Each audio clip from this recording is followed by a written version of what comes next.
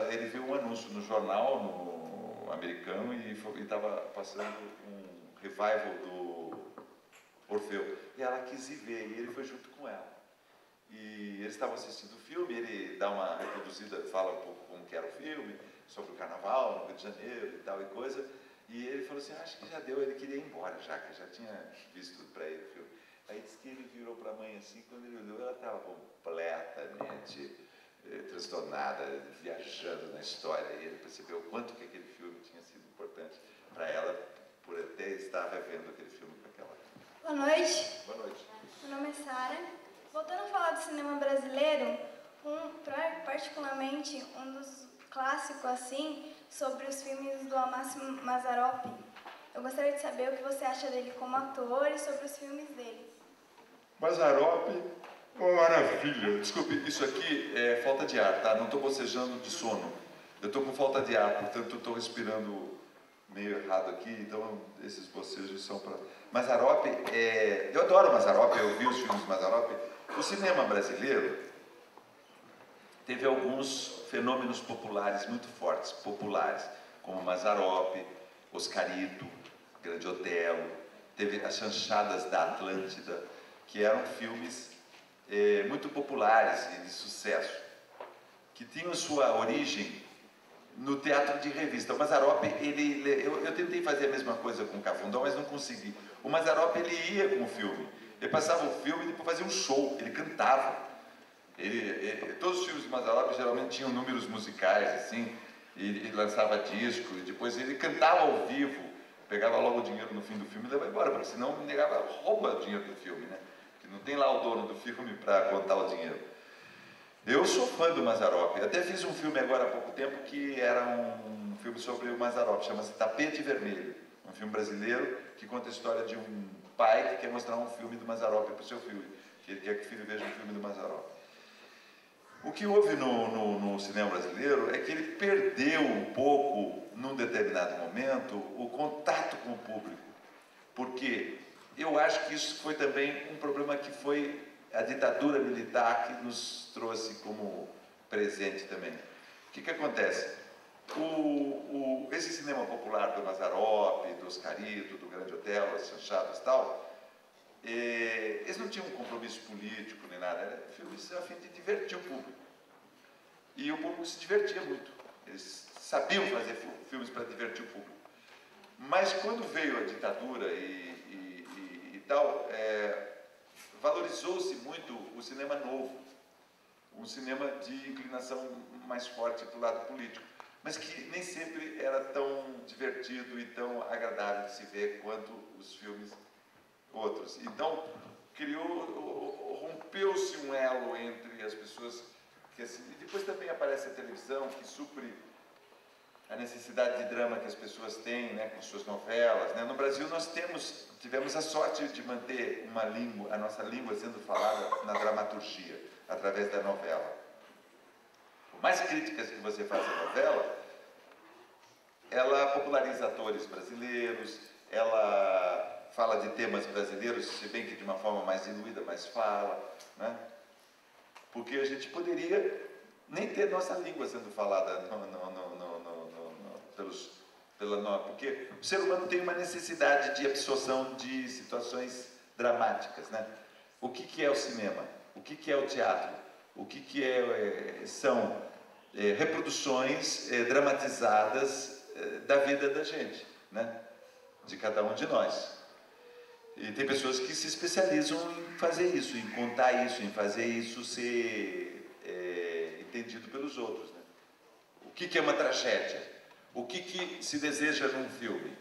Que você se identifique com o herói. Esse é o drama, vamos dizer assim, trágico, a tragédia clássica, aristotélica, que se chama. Está lá o herói, mas ele é um homem comum, né? Ele é igual a todo mundo. Ele está caminhando pela rua e tal, fazendo a coisa dele, trabalhando na prefeitura de Suzano, e ele é um cara normal. Mas de repente surge uma represa de não sei de onde, vai explodir, porque não sei o que e tal. e vão bombardear a represa de não sei onde, que tem Billings, sei lá, e vai preencher tudo de água, vai destruir todo o universo do herói. Ele fica sabendo disso porque alguém vem contar para ele assim, você que vai, Iberê, tem que salvar toda essa situação. Mas ele não tem coragem, ele fica com medo. Essa é a estrutura dramática clássica do cinema americano. Aristotélico. Mas daí ele vai assim, não, mas aí eu não vou, se você não for, Suzano vai acabar. Ô, cara, que isso? Aí ele fala assim, bom, então eu vou. Ele decide ir. Nessa que ele decide ir, ele tem que ir num oráculo. Ele decide enfrentar a situação, ele vai para um oráculo. Alguém mais sábio, às vezes mais velho, alguém que vai falar assim, ó, vou te dar um truque na hora H, tu fala, você leva essa chave, um truque qualquer. Você lembra Star Wars, que o cara dá a espada que ele vai usar mais na frente.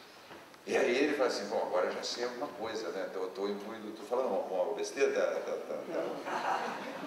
aí ele fala assim, agora eu já sei alguma coisa. Então daí ele vai, eu estou dando um roteiro, a estrutura do roteiro. Aí ele vai. Quando ele vai, ele tem que passar por uma primeira grande dificuldade, que é chamada um primeiro portal. Vai ter uns bandidos que botaram a bomba lá na represa, vão tocaiar ele, um canto qualquer ali, para ele passar, ele vai ter que lutar, e pá, coisa, ele passa pela primeira dificuldade. Mas na frente ele tem outra dificuldade grande também. Ele consegue passar e chavar aquilo. Depois ele vai já estamos ali no 70% final do filme. Ele vai ter que enfrentar o dragão lá do porque daí chega o momento decisivo onde ele vai enfrentar aquele cara que vai arrebentar com o mundo, vai jogar o meteorito, enfim, vai destruir a presa, a Billings. Itaiaçupeba. E aí, então, em Sorocaba era Tupararanga, como é? Tupararanga. Em Sorocaba tem uma também, a gente achava que se explodisse ia cobrir a cidade até o alto do topo da catedral, foi o Antônio Emílio que construiu lá.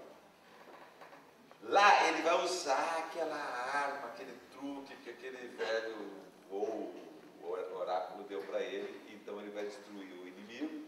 Depois ele vai retomar, na volta ainda ele vai pegar aqueles encardidos que quase acabaram com ele, vai dar mais uma luta, uma perseguição de carro, e depois ele vai pegar ainda aquele primeiro passagem que ele teve que enfrentar aqueles caras que ainda temos lá, ainda a fim de uns cachorros a fio vai morder ele, que ele pode morder, e depois ele volta e é recebido como herói, então, em Suzano.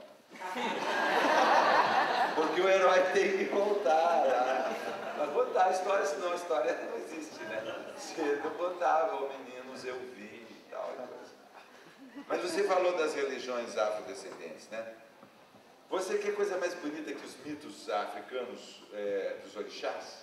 Né? Você pode perfeitamente se identificar com cada um daqueles mitos, né? Cada um que descobre qual é a sua, né? Eu, por exemplo, sou Ogum.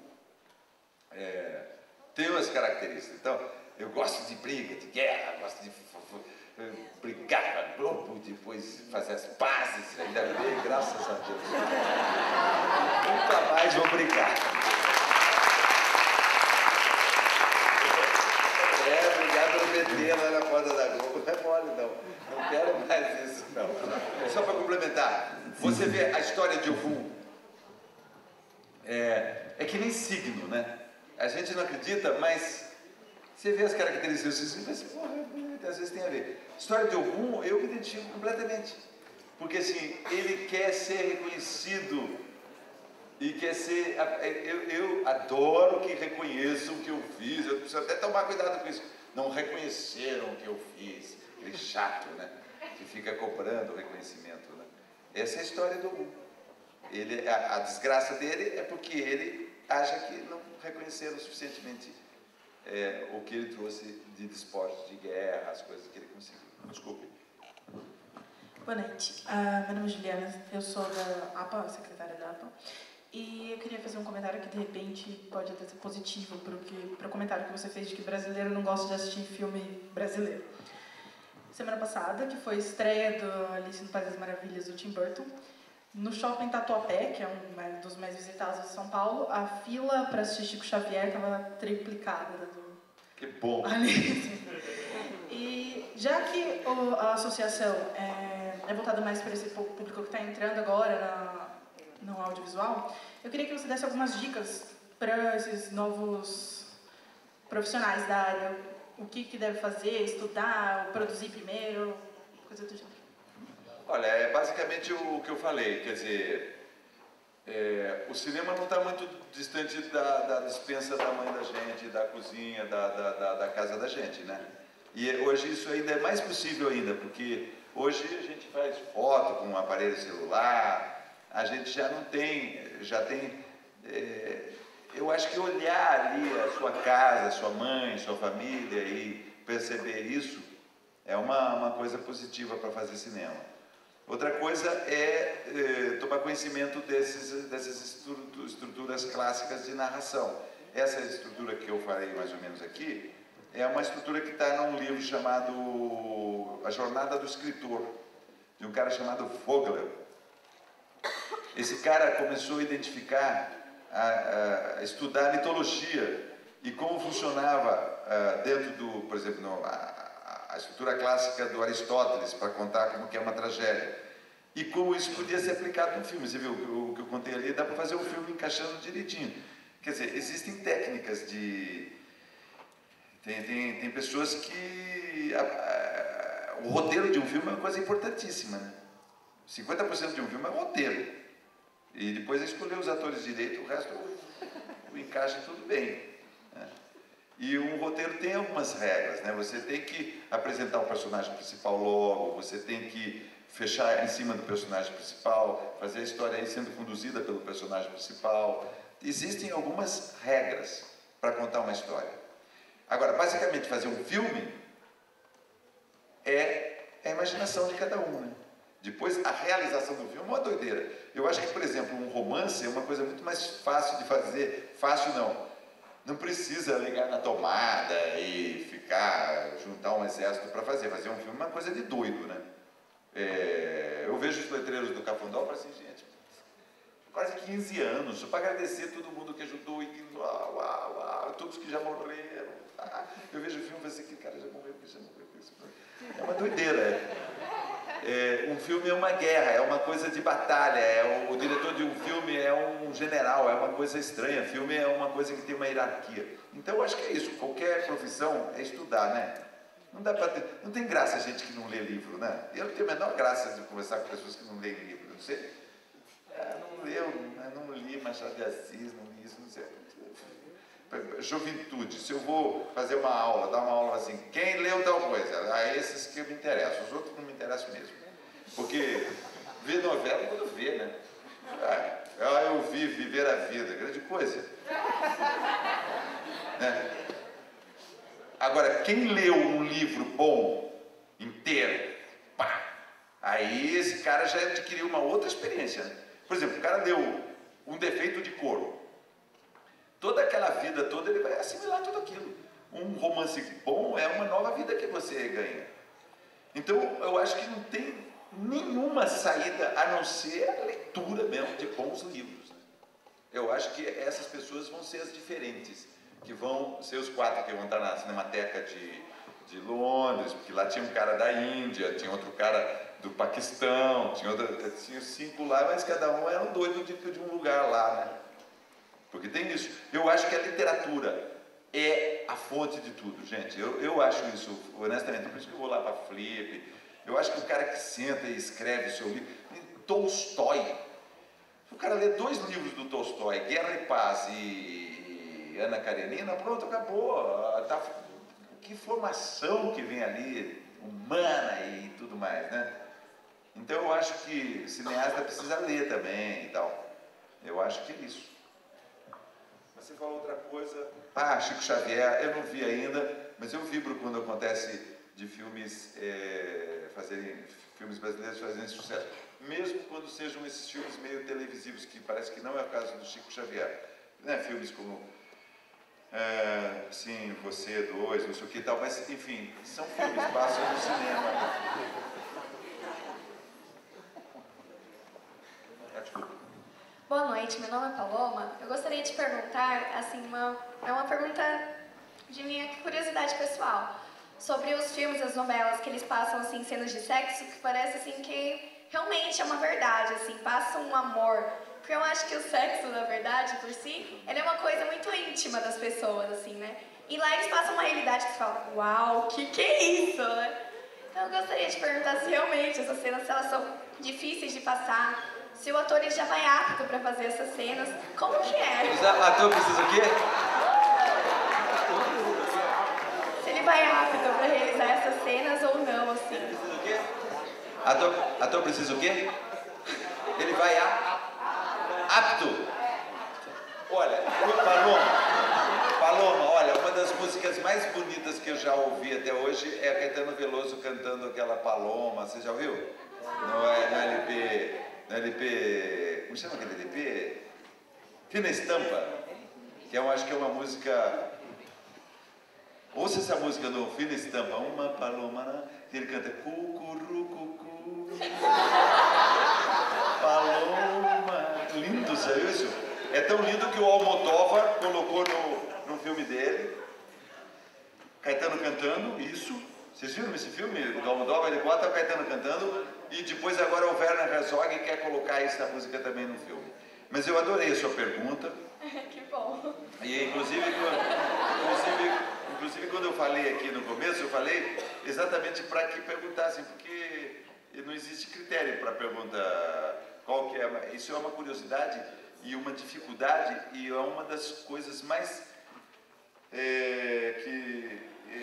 é uma das insalubridades da nossa profissão. Na verdade, eu nem ia perguntar, mas eu pensei assim, eu vou sair daqui, depois vai me dar aquele negócio na cabeça, por que eu não perguntei? Você quer saber, né? Então... Pois é. Olha, eu vou responder com bastante sinceridade.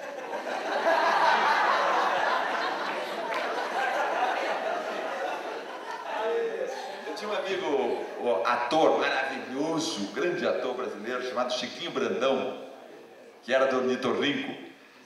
O Chiquinho Brandão foi fazer uma cena com a Fernanda Torres, num filme chamado O Beijo. Um filme brasileiro chamado O Beijo, que é um processo que se estabelece numa fábrica, porque pega um operário beijando uma operária dentro da fábrica, e depois tem todo um processo que se estabelece. E o Chiquinho Brandão foi fazer uma cena do beijo, e era uma cena de amor. Eu não sei se era a Fernandinha Torres ou se era a Maite Proença, que as duas trabalham nesse filme. E o Chiquinho era um cara muito genial, assim, ele chegou assim, Fernandinha, olha, nós vamos fazer uma cena difícil, hein? Se acontecer alguma coisa, me desculpe, não é nada pessoal. Se acontecer alguma coisa também, me desculpe, se não acontecer, também desculpe, não é nada pessoal.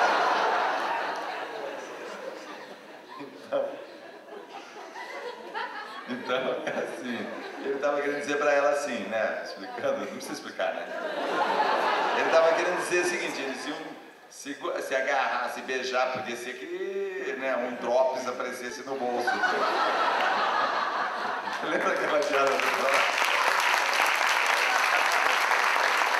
E ela podia ficar brava, né? Falei assim, o que é isso, Chiquinho? Não é profissional?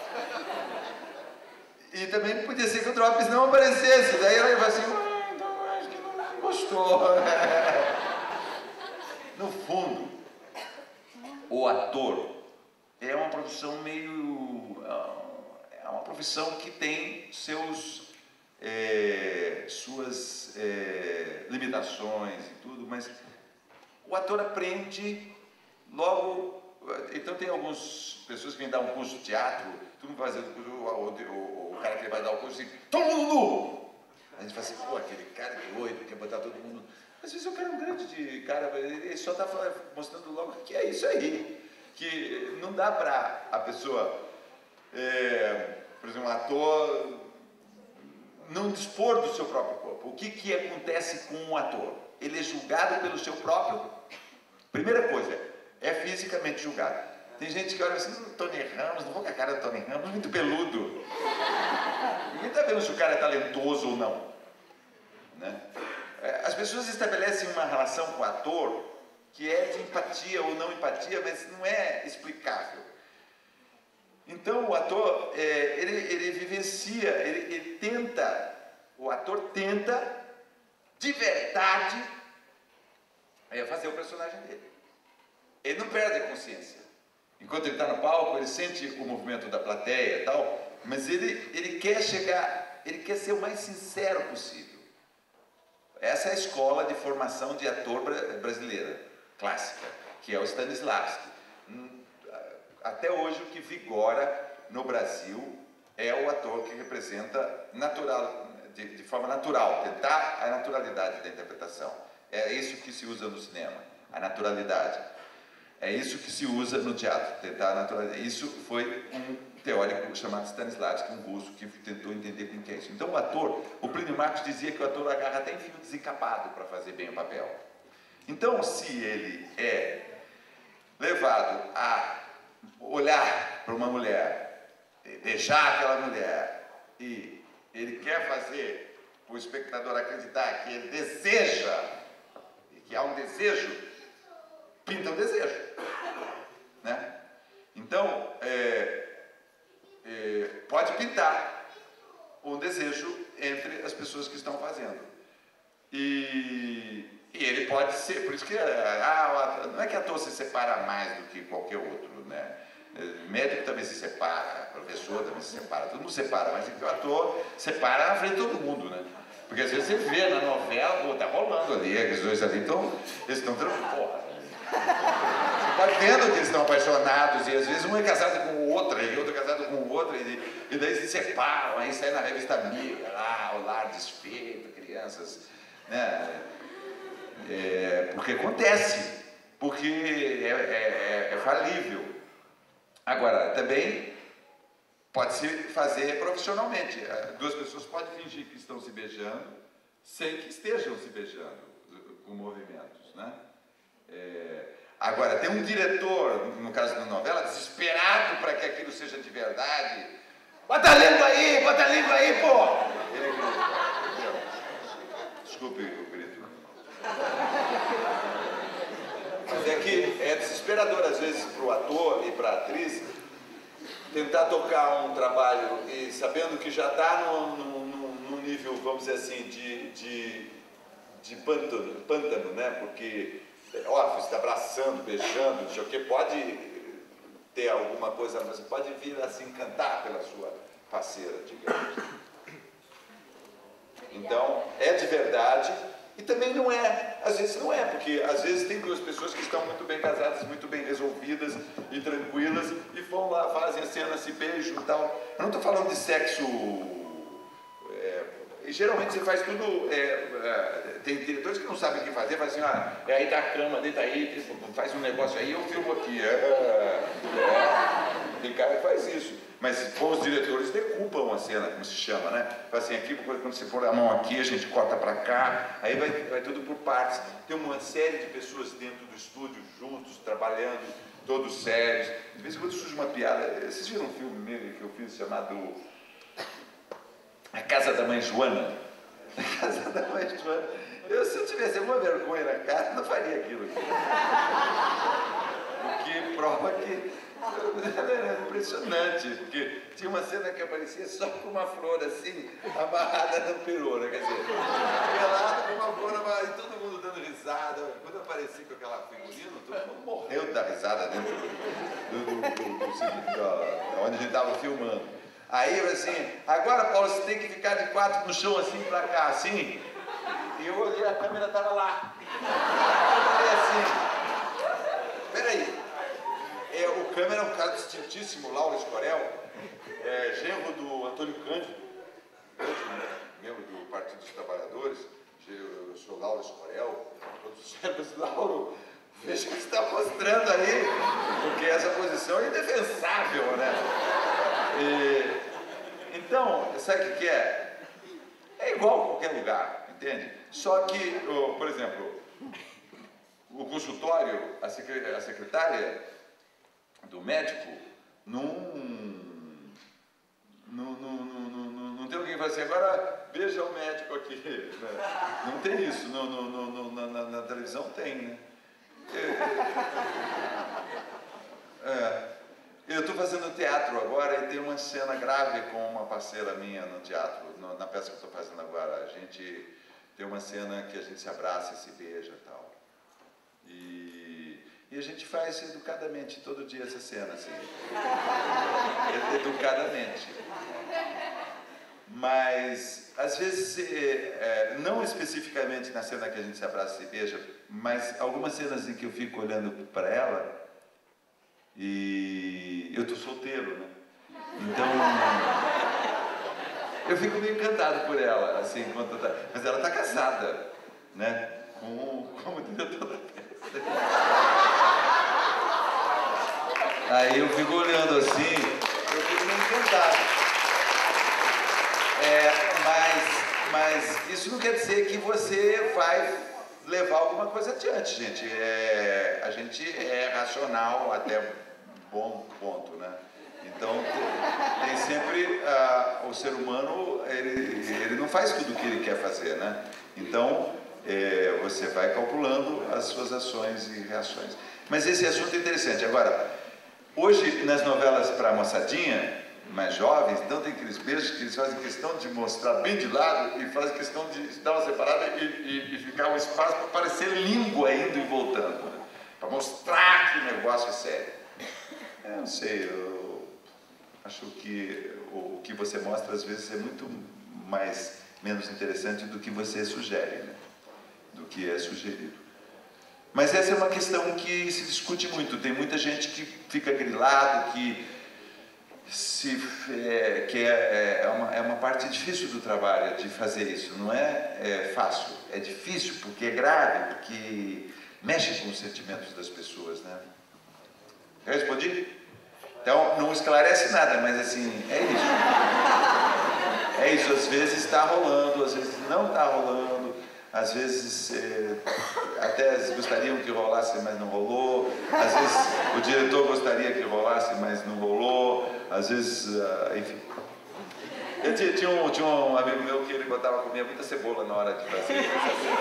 A Sônia Braga que reclamava do Pereio, porque você, Pereio, pô, você come uma cebola antes de vir me dar uns beijos, pô. Mas, veja bem, isso tudo vai ficando muito natural para o ator. Porque lá na escola de teatro, quando eu fui para fazer a escola de arte dramática em São Paulo, eu fui junto com a Eliane. Eu era casado com a Eliane, somos casados há 25 anos. E nós éramos dois jovens atores saindo de Sorocaba e indo para a escola de arte dramática em São Paulo. Namorados, né? E a gente falava assim, em São Paulo, né? E as pessoas na escola, era a escola de arte dramática antes da AIDS, né? Nos anos 71, 72, todo mundo se beijava. E beijo no rosto pra gente era uma coisa assim, mas nós vamos beijar as outras pessoas no rosto? Era uma questão para mim e para Eliane. Se a gente ia dar dois beijinhos assim, a gente achava isso já muito. Hoje as pessoas, homem beija com homem, eu não gosto disso não. Tem alguns amigos que são mais evoluídos que eu, e vem assim, na hora de beijar, vem assim, eu viro, ela acerta aqui, já não gosto aqui. Mas tem uns carinhas, você sabe quem eu estou falando, não sabe? Tem alguns caras que não querem beijar na boca, eu gosto de beijar na boca. De homem, nem de mulher, é estranho. É beijo no rosto e tal, e só depois de adiantar um pouco os assuntos. A palestra, desculpa, prefeito. Mas eu queria fazer uma palestra séria, mas não dá, né? Boa noite, eu sou a Jade, sou da Associação Cultural e Literatura no Brasil. Eu li Ed Morte, e assim, quando a gente lê, a gente vê, eu até ouço, quando eu estou lendo assim, até dá para ouvir a sua voz narrando aquelas histórias. Me apaixonei por Ed Morte, ri muito, eu, minha mãe, meu irmão, a gente se apaixonou pela história. E eu queria saber de você, assim, se tem um pouquinho de Ed Morte em você, sobre aquele jeito malandro dele, e se você gosta desse personagem que ficou em você, querendo ou não, esse personagem, pelo menos para mim, para algumas pessoas que eu conheço, Ed Morte é Paulo Betti. Ficou honrado, porque é uma história bacana, engraçada, né? Acho que no Ed Morte eu imitei muito o Chiquinho. Eu imitei o Chiquinho, porque a gente vai fazendo um baú, assim, quando você vai envelhecendo, né, você vai fazendo um baú de emoções, de reações, você vai guardando uma série de coisas que de repente aparecem sem que você se dê conta, né? E o Chiquinho morou na minha casa há um ano, eu fiquei muito amigo, eu tinha muita admiração por ele, eu dirigi ele no Amigo da Onça, uma peça de teatro. E quando eu fiz Ed Morte, eu imitei muito o Chiquinho. Às vezes, e como ele já morreu, às vezes eu sinto que eu estou fazendo o Chiquinho. Se eu fizer o Chiquinho aqui algumas vezes, eu vou fazer sucesso. Então, quando parece que eu me aproprio de algumas coisas do Chiquinho que já se foi. E às vezes eu vejo um pouco o Atilson Barros também, que também já morreu. Assim, às vezes eu faço um pouco ele. Chiquinho, por exemplo, assim, estou falando muito de mim, às vezes numa reunião assim com um grupo de amigos, assim, desculpe, estou falando muito de mim, hein? Desculpe, estou monopolizando demais, hein? Fale-me um pouco de vocês. O que vocês acham de mim? Ele sempre tinha umas piadas assim. O Chiquinho apresentava aquele programa Bambalalão. Ele era o professor Poropopó, o que já era uma coisa de o que veio a ser a desgraça dele, né? Essa história do Poropopó, né? Porque o Chiquinho começou a se drogar um pouco e tal, né? E ele tinha esse personagem, professor Poropopó. Era uma brincadeira, um programa infantil, mas obviamente tinha um duplo sentido, né? E ele também tinha o Bambaleão, aquele leãozinho que falava, era ele. Ele era um músico excepcional, tocava aqueles Regina, naqueles Saudades do Brasil, no grupo do César Camargo Mariano, um cara bastante legal. Eu imitava muito o Chiquinho. E ligava para um amigo meu assim, Rafinha, quanto te devo? 8, Chiquinho. Vamos inteirar 10. De repente mais 2 emprestados. Aí quando a gente fez a peça O Amigo da Onça, nós tínhamos um sistema de distribuição, o Serginho Mamberti fazia também. Sérgio Mamberti, André Beltrão, Eliane Giardini, Cristina Pereira, era um elenco fabuloso, Antônio Graça. Cada um de nós eu tinha uma função, porque eu era o produtor também, além de diretor, todos tinham funções, o Chiquinho só fazia o papel do Amigo da Onça. Só que o papel do Amigo da Onça era a melhor coisa da peça. E era um estrondo. E um pouco antes de estrear, nós fizemos a distribuição das cotas de participação da bilheteria, de percentual. Mas por que eu tenho só 5, Paulinho? E você tem 7? Por que Serginho tem 7 e eu tenho 5? Você, Chiquinho, porque o Serginho fez o Pestap, ele faz a adaptação, e eu sou produtor, eu faço a minha empresa que produz, e você não faz nada. Como eu não faço nada? Mas você não... Eu trago alegria, trago esperança, isso não tem preço. Realmente era... Se fosse... Ele tinha que ganhar 15 e a gente ganhar menos, porque ele era um show de bola na peça. Desculpa, mas por que eu falei disso? Não sei.